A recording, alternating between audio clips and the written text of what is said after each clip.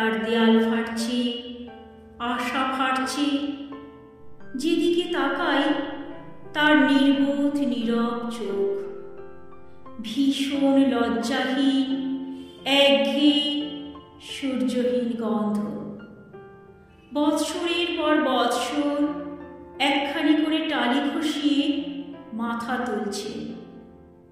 বৃদ্ধা ঠাকুমার নামাবলীর মতো মূঢ় দেয়ালের অসহ্য দুরবলক্ষ তর্জনী।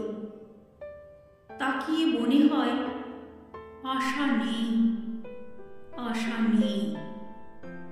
আমার বয়স 1000 কিংবা এরকম, আর সামনের ভবিষ্যৎ মানেই প্রাগৈতিহাসিক অন্ধ বর্বর যুগ।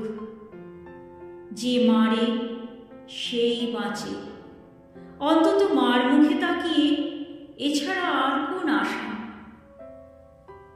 আমি জানি মায়ের এই দম্ভ খুঁজবে না কোনোদিন, অকুলানের সংসারকে কুলিয়ে দেবার দম্ভ। এ দুঃসাহসিক স্পর্ধা তার ভঙ্গুর পদক্ষেপেও কি আশ্চর্য প্রখর ফোটে। কিন্তু তবু তার আঙুলের পঞ্চমুদ্রার বঙ্কিম ভঙ্গিতে বিধাতা ঝিরকিয়ে ওঠেন হঠাৎ। আস্পর্ধার মেরুদণ্ডে সেই আদিম হাঁকাপাল শিরশির করে ওঠে। আর পারি না, তোমরা বরং এই দুর্দম ভার গ্রহণ করো। আমি দেখি কি আলাদিনের প্রদীপে খরচ কুলোয় রাবণের।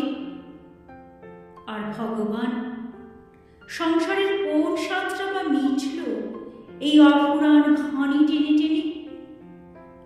এমনই ললিত সন্ধ্যা সোনার পঞ্চপ্রদীপ ছোঁয়াবে শান্ত ছেলের মাথায়। হায় রে শান্তি, ধানের শিওরে পায়রা, হায় রে শান্তি। প্রজাপুঞ্জ বাইরে বেরোয় ঘর ছেড়ে, কোনখানে একটু নিঃশ্বাস মিলবে, শূন্য নীলে কিংবা শহরে। যেখানে ঘর নেই, ঘরের নৈরাশ্য নেই, ঠাকুমার চোখ নেই। তারপর সারাদিনের ক্লান্তি মিশে মিশে সেই অসহ্য দিনান্তে ভয় নেমে ভীষণ বাহির কইল ঘর।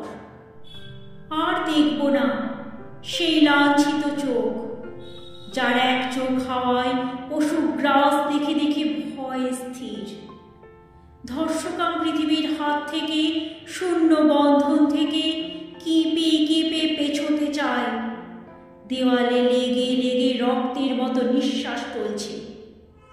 আরেক চোখে ভীষণ নির্লিপ্ত ক্ষমা নীরব থেকে থেকে লজ্জাতুর করে তুলছে যৌবন। অসারিণী যৌবন নিলাম করে ঘাটে ঘাটে।